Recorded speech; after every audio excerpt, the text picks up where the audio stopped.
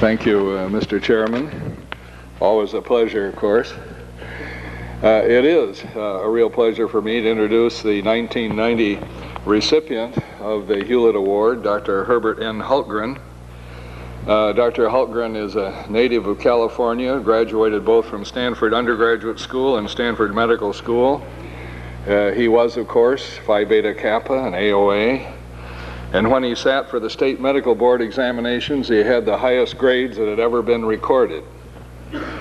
Along these same lines, he was the youngest Eagle Scout ever to be so recognized in the state of California.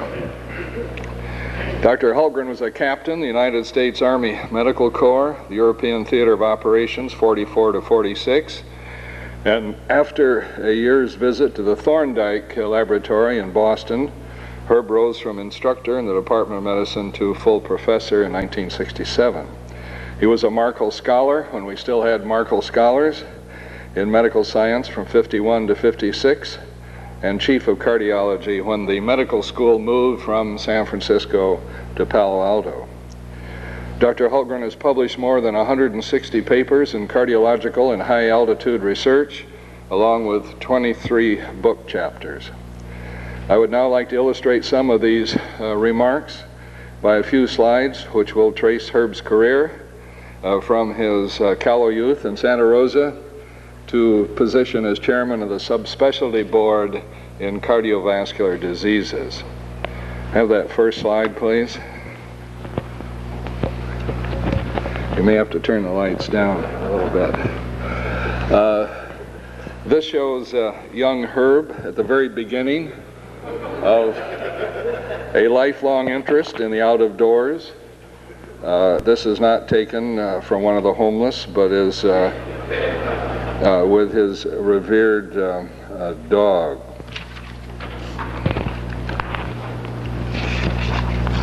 Continuing the general thesis, we see the Eagle Scout beginning a journey in the Grand Canyon. You could see that he was leaning toward the Democratic Party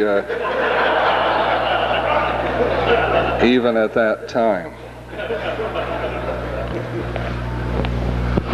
Here he is as a young house officer at Stanford before entering the service, and he's beginning his career as a teacher, and it looks like this is an early application of CPR. Here's the ski patrol at Sugar Bowl, and you notice, of course, the captain is not designated as being a member of the ski patrol, but nonetheless was very much in charge. This is more of the general idea of getting away from it all in 1960, when Dr. Hultgren pointed out that certainly man could survive in space, and it looked to me as though he might have been one of the earliest to volunteer. This is a picture that we can hardly see, the consummate mountaineer, whiskers, altitude euphoria, which you may notice, and everything. Further studies on the effect of altitude on the cardiovascular system required this kind of apparently useless activity. But Herb had been at Stanford for so many years at that time, he was quite accustomed to remaining in place even at the expense of considerable energy loss.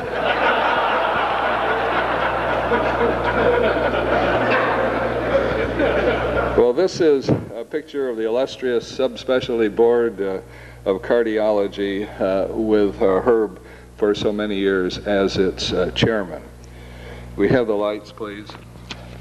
Well, it's my distinct pleasure to bring before you now essentially a professional long colleague of mine, and certainly a most deserving awardee for the Hewlett Prize. Herb, will you step forward?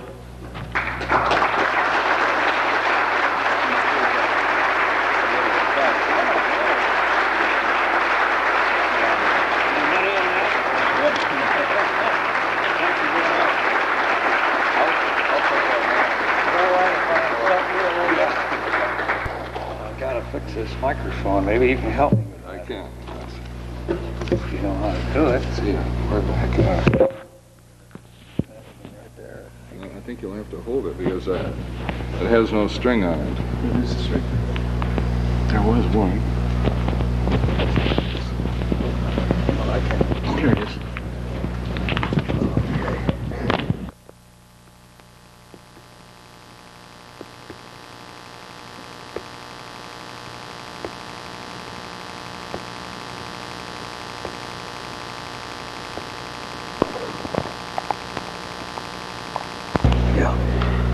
Well, thank you very much, Norm. I appreciate those remarks, and I must say I'm deeply honored to be the recipient of this illustrious award.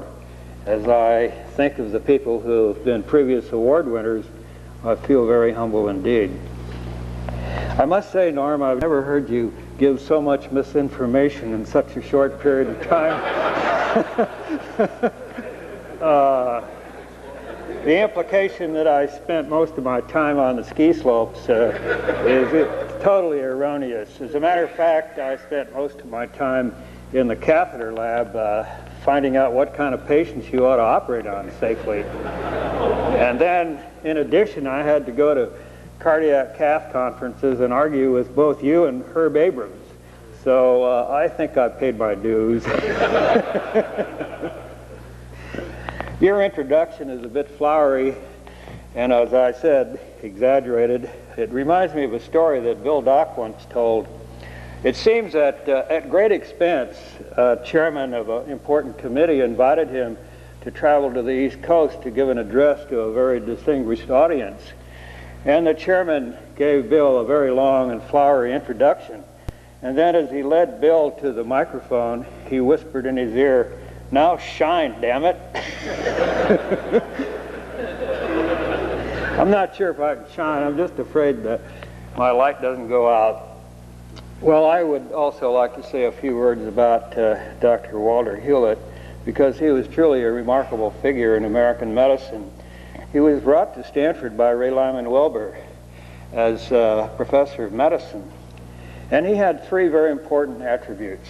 In the first place, he was a very well-trained physiologist, starting at the University of Michigan, where he used the modern techniques of investigation at that time, including electrocardiography, to solve many important problems of the cardiovascular system. And then he became an expert bedside clinician.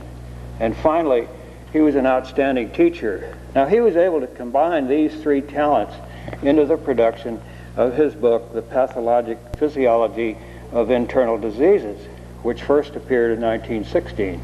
Now, this was a publication breakthrough at that time because it combined information from the laboratory and from the bedside into a coherent presentation. Previous books at that time consisted primarily of books on clinical medicine written by clinicians, or books on physiology, such as Starling's, written primarily by physiologists who had little background in clinical medicine. So this was a very important contribution. Now, if we may have the first slide, please. You should see the the front page of the last edition of Dr. Hewlett's remarkable book. I think many of my classmates here and myself will recognize some very important people who were our teachers when we were at the Stanford Medical School. And shown here, of course, is Tom Addis, George Barnett, Harry Wyckoff, and J. Marion Reed. So this then represented a very important accomplishment for Stanford medicine and for medicine as a whole. I think we're also deeply grateful to Bill Hewlett and his associates who have made such remarkable progress in medical instrumentation, both for research and diagnosis. And to him and his associates, we all owe a tremendous debt of gratitude. Now, I would like to begin by taking the prerogative that other speakers have taken to say a few words about my weird career in medicine. First, I'd like to honor E. Dwight Barnett, our family doctor in Santa Rosa, who gave me two important pieces of advice that I will always cherish. The first was, go to Stanford University and not the University of California. And the second was, go into medicine and not in the National Park Service. And considering the events of the last week, I'm very grateful for that second piece of advice.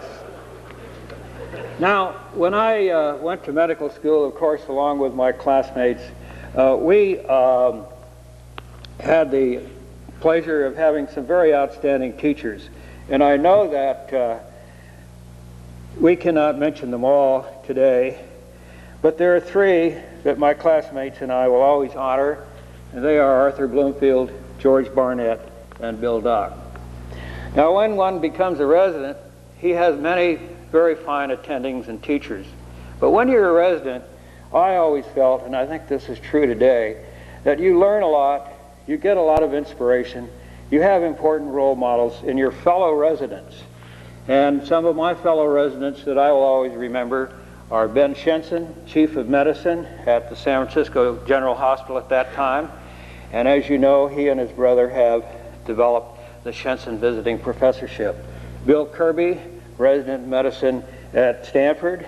Bob Livingston, who is here today, formerly chairman of neurosciences at UC San Diego. And Sherm Melenkoff, who was formerly dean at UCLA. Now, moving on, you can turn that slide off for a minute, please, and the lights. Just take the slide off for 1 minute. Moving on, after an abbreviated residency, as Shumway said, I spent 2 years in the Army, most of which was chasing General Patton's army across Germany. And when I got out of the service, I phoned Al Cox from Heidelberg to see if he had a position available in pathology, because I felt that pathology was an important foundation for any specialty in medicine.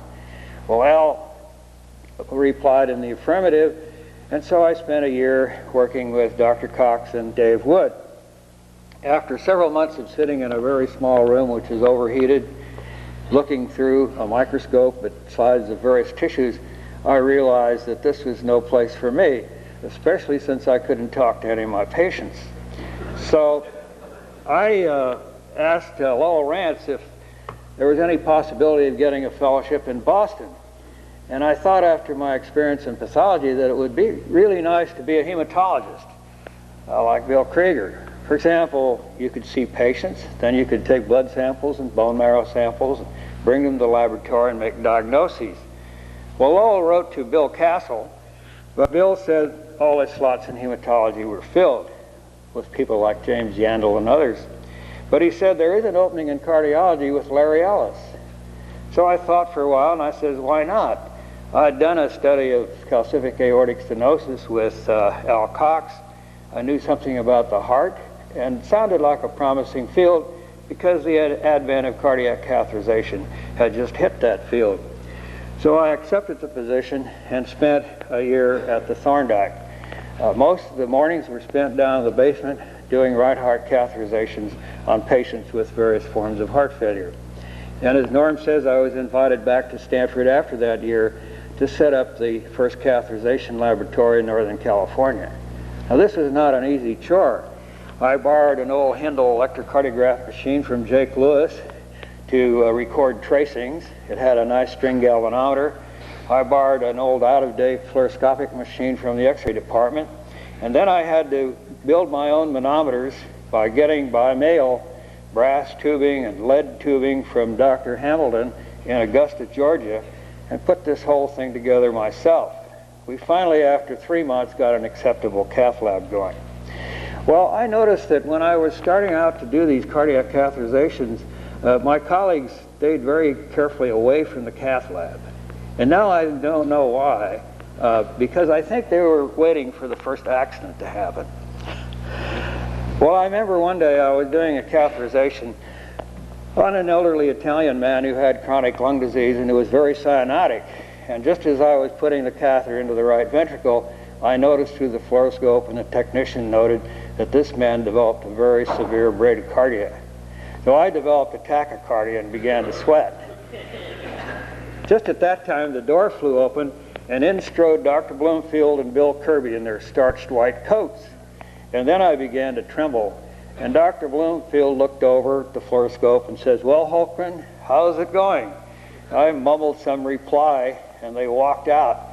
And later, Bill Kirby said, when they got out in the hall, Dr. Bloomfield said, "Dr. Kirby, what's the matter with Dr. Hultgren? He looks worse than the patient."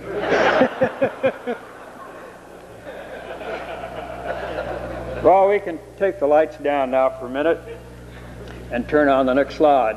So therefore, I'm very grateful to these people at that stage of my career. Dr. Al Cox and Dave Wood, Larry Ellis, Bill Castle at the Thorndike, and of course Dave Wrightan, J.K. Lewis, and Norm Shumway. I remember very well the first time I met Norm Shumway. He came to my office from Minnesota and was very friendly and very talkative. And he told me how he thought rheumatic mitral regurgitation could be easily repaired by surgery. And after a very pleasant visit, he left. And I says, "My goodness, could this man be a cardiac surgeon? He's not pompous. He's not arrogant. He knows a lot of things. He's very polite and friendly." And he's been that way ever since, at least most of the time. Well, about 1959, a very interesting thing happened. At that time, the American College of Physicians were meeting in San Francisco, and I noticed that one of the principal addresses at that meeting was to be given by Dr. Alberto Hurtado. Now, Dr. Hurtado was well known as an important investigator of the medical problems of high altitude in the central Peruvian Andes. He had been well trained by Meekins in the United States and at Johns Hopkins, and he was an outstanding physiologist as well as a clinician. So I went to that meeting and listened to this lecture, which was subsequently published.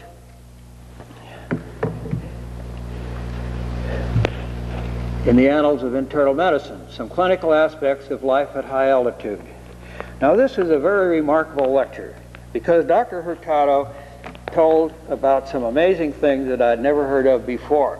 He told about the problem of Mohay's disease, chronic mountain sickness. He described people living at high altitude who had hematocrits as high as 80% without any physical impairment. He pointed out that the incidence of patent ductus at that altitude was 7 to 10 times that at sea level. And then he made a remarkable statement. He said, "You know, there is a form of edema of the lungs in Peru that appears within a few days after arrival at high altitude from sea level and which quickly disappears when the individual goes back down." So I was very intrigued by all these statements, and after the talk I went up and introduced myself and met Dr. Hurtado.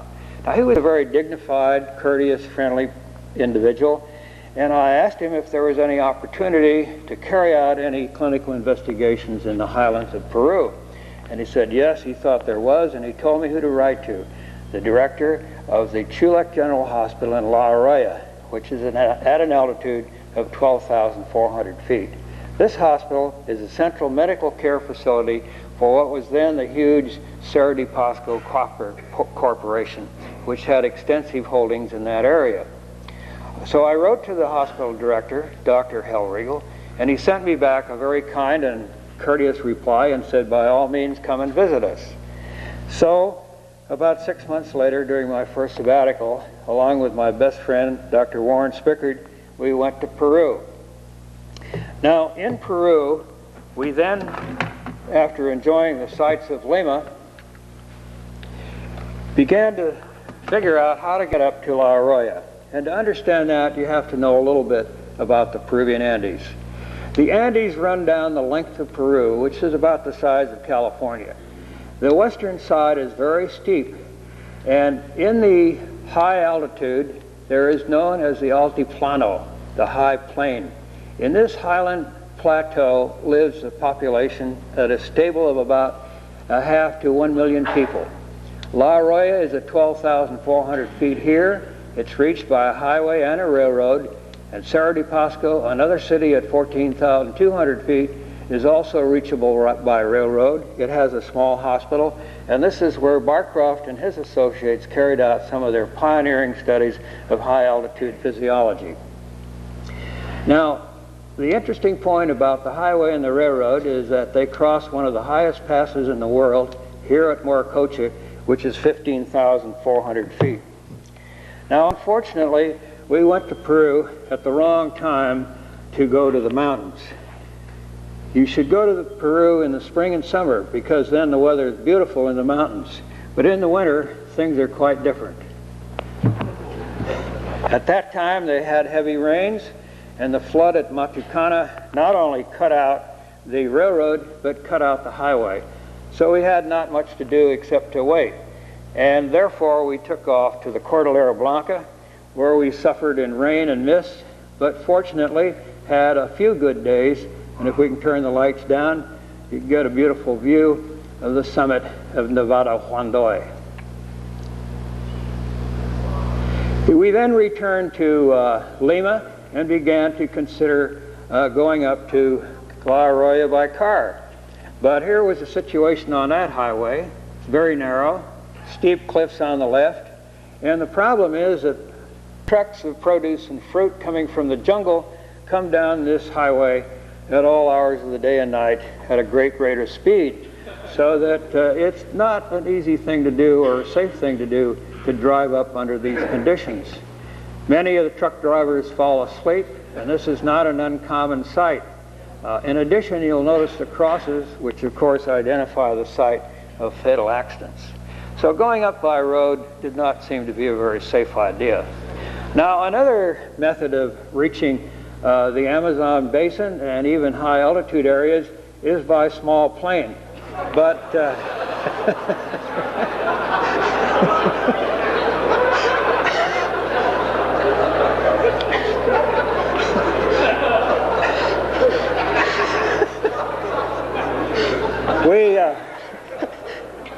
we quickly dismissed this concept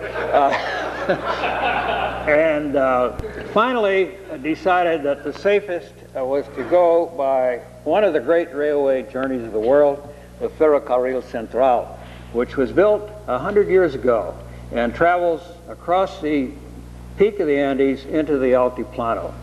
Now, this train leaves Lima every day at 8 o'clock, except Sunday, and arrives in La Arroya early in the afternoon. Now, it's a very interesting trip to go on this train to this town. In fact, the description of Barcroft and his experiences were very similar to the experiences that we had as we went up over the pass in this train. In the morning hours, as we drove through the lush foothills of the Andes, the passengers are very active, animated, talking, playing games, eating, buying food from vendors, reading newspapers. But then, when you get up above 12,000 feet, a silence descends upon the car. And as you look around, you see people sleeping, sometimes markedly cyanotic. We see other people with their heads on their arms, suffering from headaches. We see other people leaning out of the window, getting rid of their breakfast. And there's misery and silence. And then, into this car at that time comes an amazing individual, a nice, portly gentleman with a white coat who has a Douglas bag full of oxygen.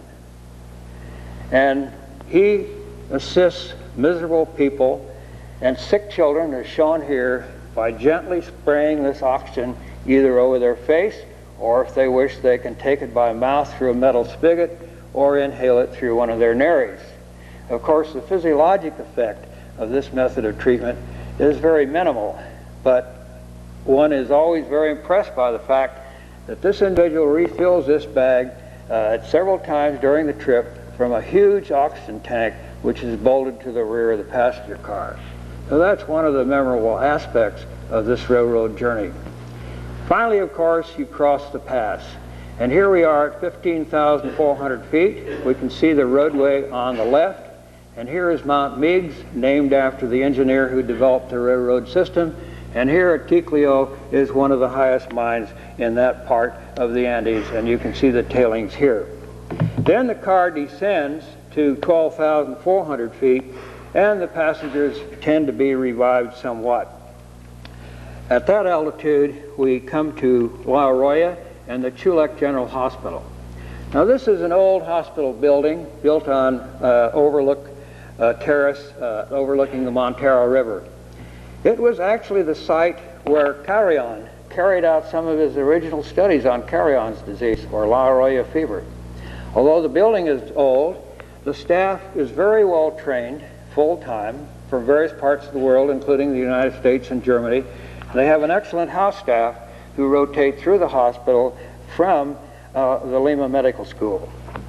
Now, the director of the hospital, Dr. Hellriegel, shown in the center here, is a very well-trained German surgeon, particularly in traumatic surgery, and of course, one of the major wards of that hospital, due to the high prevalence of mine accidents, is a traumatology ward. He was our host. He invited us to live in the hospital, have our meals with the house staff, and make daily rounds. Harry Miller, shown on the right, former technician and administrator for Stanford Cardiology Service, and yours truly, a little bit younger, on the left. Now, after we'd spent a few days there and become acclimatized, I had a very remarkable experience. Dr. Hellriegel called me into his office and put up this film on a view box and said, "Herb, what do you think of this?" And I looked at it. He said, "This is a 15-year-old boy who 4 days ago came up from Lima after a long vacation at sea level." And as I looked at it, I thought, well, the only possible diagnosis in this situation is severe bronchopneumonia, and at that altitude, this child must certainly be dead within a few days. Well, Dr. Hellriegel, this thing come off here. Should we try again? Sorry about that. No, it's not your fault.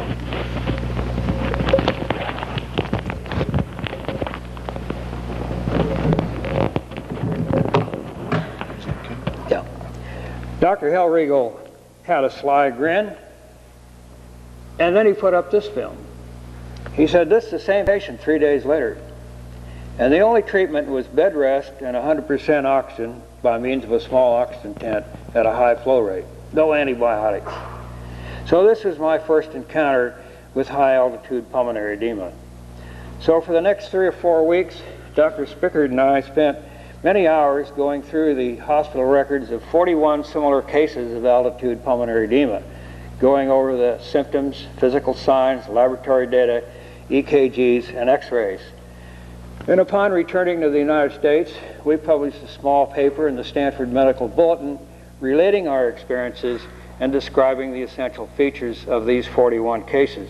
So this was the first publication in the United States literature on high-altitude pulmonary edema.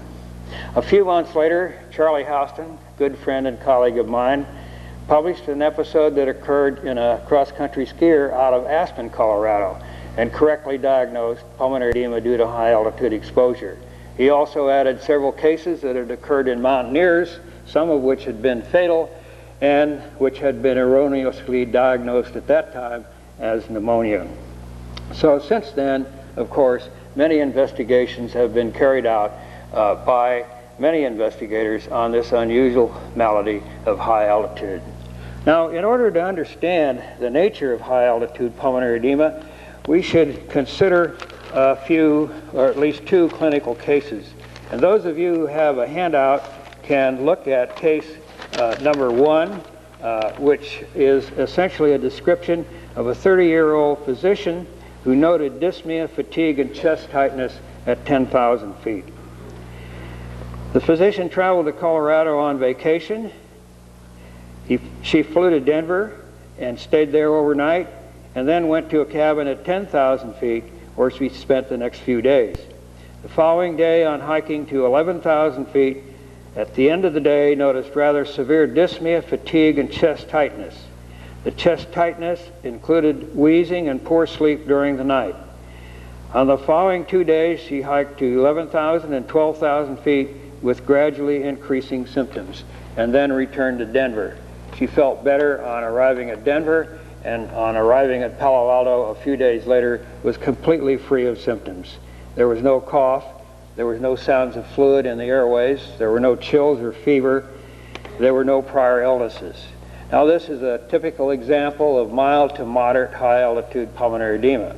Had this individual had a chest film taken at Denver, or even on the day she returned to Palo Alto, the chest film would certainly have shown some infiltrate, which would have clinched the diagnosis. Now, another episode that's even more serious is shown here. This is an architect, 41 years, who went to Mammoth, California for skiing over the Christmas holidays. He was staying at the Mammoth Lodge at 8,500 feet.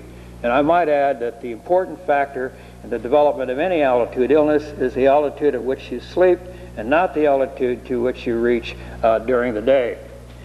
After one day of skiing, he noticed that he was quite short of breath and quite weak. So he went and saw a local physician who took a chest film, saw an infiltrate, and gave him some bicillin. Unfortunately, this chest physician had just arrived from Iowa. So he said he thought it would be all right if he went back to ski. So our friend went back to ski for another day, felt no better, got another injection of bicillin. But finally, on one day, he noticed such severe shortness of breath and weakness that, as he told me, he could hardly sidestep up the loading ramp to get on the chair. Skiing downhill, he noticed very little difficulty, of course. But by noon, he felt so badly that he went to his room to rest. And 5 p.m. that afternoon, his wife was horrified to come to his room and find him semi-conscious, very blue, breathing in a very peculiar manner with sounds of fluid in the airways. Of course, she recognized the seriousness of the situation, and he was taken by ambulance to the Bishop Hospital. Now, at the Bishop Hospital, the physicians there are well acquainted with altitude pulmonary edema, since they see 5 or 6 cases during every ski season. On arrival at the hospital, he was confused, oriented only to name, heart rate 160. He actually had atrial flutter with 2-to-1 block, the only episode of atrial flutter I've ever seen in pulmonary edema of high altitude. His respiratory rate was rapid. Could we back up, please? Back up. Sorry. Next slide, back up. Next slide, back up. Thank you. His respiratory rate was rapid, 30 per minute. Blood pressure slightly low. He was cyanotic. He had bilateral rales, no murmurs, temperature 101. And this is their most remarkable finding. His arterial PO2 was 32 millimeters. And on 100% oxygen, it rose only to 51 millimeters, indicating a very large right to left shunt through portions of the lung that were not aerated. His pH was essentially normal, but his PCO2 was down. His hematocrit was slightly up. He had a leukocytosis with an increase in polys. His serum enzymes were normal, and his cardiogram confirmed the diagnosis of atrial flutter with 2-to-1 block. So this man was critically ill. His treatment consisted of oxygen, digoxin, and bed rest. And on day 2, his PO2 was 99 millimeters on 100% oxygen. He had returned to sinus rhythm. He had a normal mental state. His white count was down. His pulmonary infiltrate cleared. He was referred to Dr. Alderman at Stanford Hospital. And Dr. Alderman found no evidence of cardiac or pulmonary disease and was kind enough to let me examine this patient's record. Now, the chest film on this patient is not available, but this is a very similar chest film, and it illustrates some of the features of altitude pulmonary edema. In the first place, you'll notice the heart is not enlarged. There are clear areas above the diaphragm, and this is a patchy infiltrate. It does not have the bat wing characteristics of cardiac pulmonary edema, and for some unexplained reason, the infiltrate is most prominent in the right mid-lung field. Now, this individual nearly died of altitude pulmonary edema, because we know that when pulmonary edema is severe enough to result in obtundation or loss of consciousness, the individual will die within 6 to 12 hours, and he will die of asphyxia in view of the low arterial PO2, unless oxygen is given or the individual makes a prompt descent. Now, to emphasize the importance of the hypoxemia that is associated with altitude pulmonary edema, here are blood gas values which we've obtained from 21 cases of altitude pulmonary edema. You'll notice the mean arterial PO2 is 40, with a range of 18 to 56 on room air. Breathing 100% oxygen results in only a modest increase in arterial PO2. And in all these cases, the arterial PCO2 is down and is not increased substantially by oxygenation. So therefore, there's no CO2 retention. So this then is a problem that causes death in high altitude pulmonary edema, is essentially failure to oxygenate the blood. Now, let's look at the incidence of altitude pulmonary edema. What are your chances of getting altitude pulmonary edema? Let's assume you ascend rapidly to an altitude of 8 to 10,000 feet, and soon after arrival, carry out heavy physical activity such as trekking, skiing, or climbing.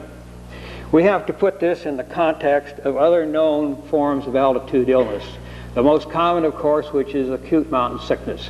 About 20% of people who go to that altitude, perhaps slightly less, 10% going to ski areas in Colorado, will develop severe enough headache, weakness, and fatigue and malaise so that they have to interrupt their vacation by one day of spending it in the hotel room or at rest or seeing a physician. Altitude pulmonary edema occurs at an incidence of about 2 to 4%. It's known as HAPE. The acronym in Britain is HAPO because in Britain edema is spelled with an O. But of course, this is highly dependent upon how fast you go up, how high you go, and how much physical activity you carry out. Individuals who have raced to the top of Mount McKinley never had pulmonary edema before, but developed pulmonary edema as they neared the summit. HACE is high altitude cerebral edema, occurs at a higher altitude, is more serious. HACE is high altitude systemic edema. This is edema of the face, hands, feet, usually in women who go to high altitude, and it usually disappears on descent and is accompanied by a diuresis. Now, Paul Auerbach insists that we ought to include HAFE, which is known as high altitude flatus expulsion. Now, I'm sure many of you are acquainted with it, but actually there have been very few physiologic studies made of this phenomenon, but since smoking has been banned from airlines, there probably will be.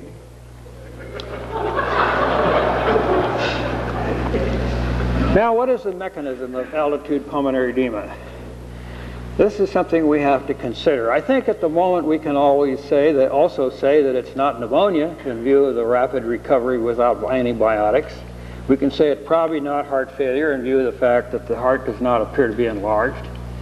Pulmonary edema is a disorder at a high altitude of the pulmonary circulation. And one of the important causative mechanisms is the marked rise in pulmonary artery pressure that occurs with hypoxia. And this is illustrated vividly here by these individuals living at 12 and 14,000 feet with a resting mean pulmonary pressure that's slightly elevated compared to sea level normals. This is characteristic of these people. When they are given a low oxygen mixture to breathe for 15 minutes consisting of 11 to 12% oxygen and nitrogen, they show a marked rise in pulmonary artery pressure. Some individuals have a mean pressure in the pulmonary artery of over 60 millimeters of mercury within a few minutes of starting the hypoxic mixture. This is a tremendous rise in pressure. You'll also note that there's a remarkable individual difference. These individuals show only a little response to the hypoxia. These are hyperreactors. And we believe that the initial factor in the development of altitude pulmonary edema is a marked rise in pressure in hyperreactors. Now, let's look at the conceptual view of the mechanism that's involved here. Here is a normal pulmonary circulation, capillaries, veins, arteries, and at the arterioles is a site of greatest resistance. The venules offer less resistance. The marked pressure drop is, of course, across the arterioles. Now, during the hypoxia of high altitude, there is marked arteriolar constriction, which, of course, is responsible for the rise in pulmonary artery pressure. But as Al Fishman has pointed out, this constriction of the arterioles is not uniform throughout the pulmonary vascular bed. There are portions of the pulmonary vascular bed where the constriction is probably very intense and to all intents and purposes may shut off completely blood flow through that region of the lung. Now, if this happens to a substantial portion of the pulmonary circulation, the cardiac output must, by obligation, go through the rest of the pulmonary vascular bed. And if this portion of the pulmonary vascular bed is only weakly vasoconstrictive or not constricting at all, the high flow and high pressure will be transmitted to the capillary bed with leakage of fluid. In addition, the intravascular pressure will distend the arterioles, which has been shown, and therefore the arterioles no longer become the site of resistance or pressure drop. Now you can imagine that if a catheter is put in this portion of the circulation and wedged, it's going to record the pulmonary vein and left atrial pressure, not the pressure of the pulmonary artery. Now it's very interesting that in our studies of patients with high altitude pulmonary edema at high altitude, we found pressure relationships that are compatible entirely with this concept. The mean pulmonary artery pressure varies between 40 and 60 millimeters of mercury.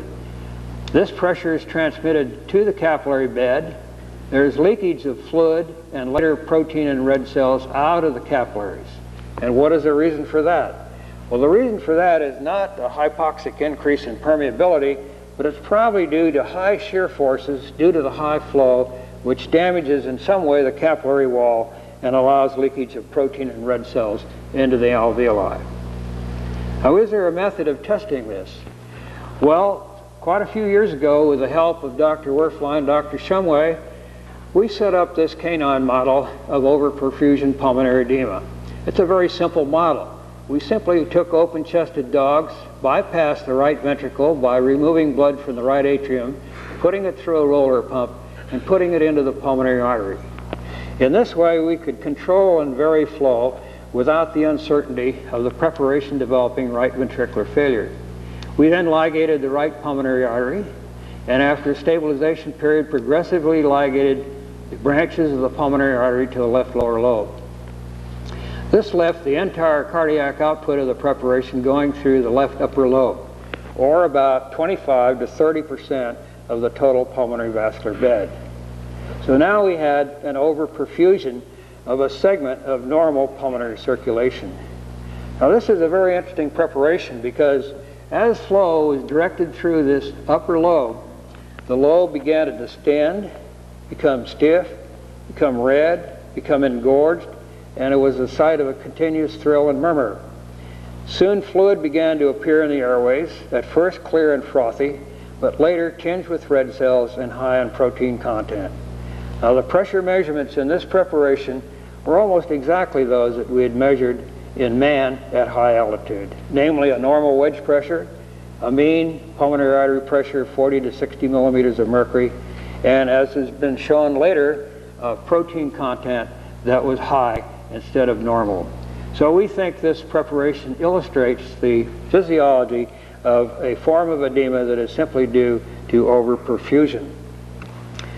And I might say that Jonas in Dempsey's lab has carried out a similar study recently with exactly the same results. Now let's look back at a chest film and see how this fits our X-ray picture. There are clear areas above the diaphragm, the clear areas here in the lung. These areas probably are areas of intense pulmonary vasoconstriction, so no edema is forming there. But in the right middle lobe and the right mid-lung, we have areas where the pulmonary circulation has not constricted intensely, has dilated, and allowed edema to occur. Of course, one of the criticisms of this concept is, well, this really is just an experimental model. It doesn't occur at sea level. But there are experiments of nature in which this situation does occur, and here are 4 of them. First, in marked pulmonary embolism, it's been demonstrated that in the unembolized and unobstructed portion of pulmonary circulation, there's frequently seen pulmonary edema. This then is diversion of blood flow through a small segment of the pulmonary circulation with overperfusion edema. Pulmonary edema has been described after right pneumonectomy. And Pat Daly and his associates in San Diego have been carrying out a large series of operations on patients with thromboembolic pulmonary hypertension. They noted that after surgical removal of thrombi or emboli from large branches of the pulmonary artery, they frequently see pulmonary edema occur in the area of the lung from which the obstruction has been removed. And finally, there have been recent reports now of balloon dilatation of congenital pulmonary artery stenoses, where after the dilatation of the stenoses, pulmonary edema has occurred in the distal segment. So many of us feel that these sea level models tend to support the overperfusion concept that I have presented. Now, what about treatment? What is the effect of oxygen, and does this fit in with this concept? Well, here is a remarkable series of cases of high altitude pulmonary edema that we studied in Peru. This was the mean pulmonary artery pressure of these individuals on entry to the hospital. You will notice that Michael Smith, shown here, age 15, had a mean pressure of 117 millimeters of mercury. That's a mean, not a systolic. When these patients are given 100% oxygen, you can see a very rapid drop in pulmonary artery pressure, some of them to normal levels with a relief of symptoms. And this is a response to oxygen of normal, healthy individuals living at that same altitude. So it's quite apparent then that of the methods of treatment, oxygen is probably extremely efficient if it's given at a sufficiently high flow rate. Of course, another way to increase the arterial PO2 is to go down to a lower altitude. Now, this is proven, the effect of oxygen descent is proven by this somewhat remarkable set of statistics. Here we have 166 cases of altitude pulmonary edema treated by different methods. First of all, this group of 39 patients were treated by oxygen and followed by descent, mortality 3%. This group was treated by descent alone, mortality 5%. I'm sorry, by oxygen alone. If only descent is carried out, the mortality is still low. But here are individuals who are not treated either by descent or oxygen, 44% mortality. So that's a very important thing to keep in mind. If you don't have oxygen, descent may reverse the process. As a matter of fact, of all thousands of people who climb in the Japanese Alps, there's only been one recorded death due to high altitude pulmonary edema. And that was due to the fact that the individual developed pulmonary edema in an intense storm, and he could not descend by foot, helicopters could not reach him, and there was no oxygen. So that's the importance of oxygen and descent. Now, if we can turn the lights down a minute, I'd like to report an additional very interesting aspect of altitude edema. And for those residents here, particularly from the pediatrics department, if you carefully look at this chest film, you may be able to come up with a diagnosis. Maybe you could tell me later. There's something peculiar about this chest film. This is a 15-year-old boy who went to Dillon, Colorado, and on the third day of skiing, developed shortness of breath and cough. What is odd about this film?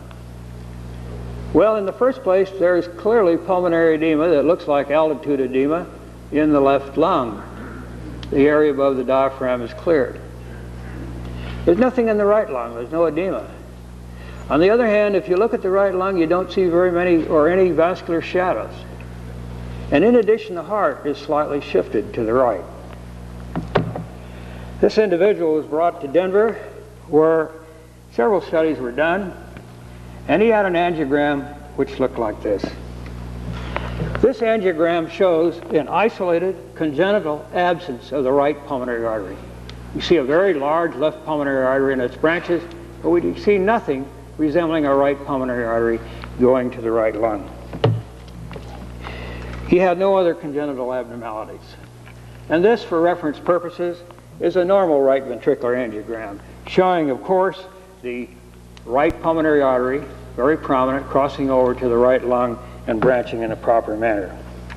Now, isolated congenital absence of the pulmonary artery is an extremely rare abnormality. It primarily occurs in association with other congenital defects, such as Fallot's tetralogy. There are only 36 reported cases in the literature. And a few of these who have been studied have shown a slight increase in pulmonary artery pressure, collateral circulation, and these patients are susceptible to occasional hemoptyses and pulmonary infections. So there are two lessons to learn from this. First of all, pediatricians who know patients who have an absence of the right pulmonary artery, these patients should be cautioned about going to high altitude because there's some evidence that they will develop pulmonary edema at a lower altitude than usual. The other point is, of course, that this strongly supports the overperfusion concept of high altitude pulmonary edema. Now, there's one other aspect of treatment of pulmonary edema that I should mention, since many of you who will go trekking, particularly in Nepal, Peru, who climb Mount McKinley, may encounter what is known as a Gamow bag. A Gamow bag is an inflatable, portable, hyperbaric chamber. It weighs 18 pounds, can be easily carried in a rucksack. It has the capacity of being inflated, usually by an ordinary foot pump of the type that you inflate an inflatable boat. It has 3 ports. One port constantly bleeds out air, so you avoid carbon dioxide retention. One port is connected to the pump, and the other, of course, to a pressure manometer. Now, at 13,300 feet, inflation of that bag to 100 millimeters of mercury will result in an effective descent to the equivalent of 8,500 feet. A substantial amount of descent, which has been shown in both mountain sickness, pulmonary edema, and cerebral edema to result in rapid improvement after 2 to 4 hours in the bag. And this illustrates the nature of the bag. It has a plastic port, a zipper into which the patient can slide, and closed up. You can communicate with the patient. And if you are in a hospital facility or a place where they have a motor facility, you can use a motor to pump up the bag. We used it in Nepal in April in 3 cases of altitude pulmonary edema. The one problem we found was that it takes considerable force to pump that bag up and keep it pumped up. So you have to have relays of people. Otherwise, if you rely on one person to maintain the pressure in the bag, he might develop pulmonary edema. And here's a view of the bag. And this is at advanced base in Everest, on Everest. Shows its lightness. Of course, it has a tremendous advantage over oxygen. It's light, easily carried, no problem with customs. It can be used over and over again, can be dropped from a helicopter or an aircraft. But Mike Ward, who's an old Everest physician, when he saw this bag and saw the steepness of that glacier and snow slope and realized that the bag is a perfect cylinder, realized that there's a very dangerous aspect to this bag. And it has to be very carefully secured. Otherwise, the poor victim might go to a lower altitude much more rapidly than he had thought. And finally, to conclude, I'd like to leave you with this message. First of all, recognize altitude pulmonary edema early and go down. Remember that the use of oxygen, the use of a Gamow bag are only temporizing measures. They should be only used to help an individual regain sufficient strength and ability so that he can walk down either under his own power or with assistance. And remember the old adage of any mountaineering doctor, and that is, if you're sick in the mountains, go down. Thank you very much.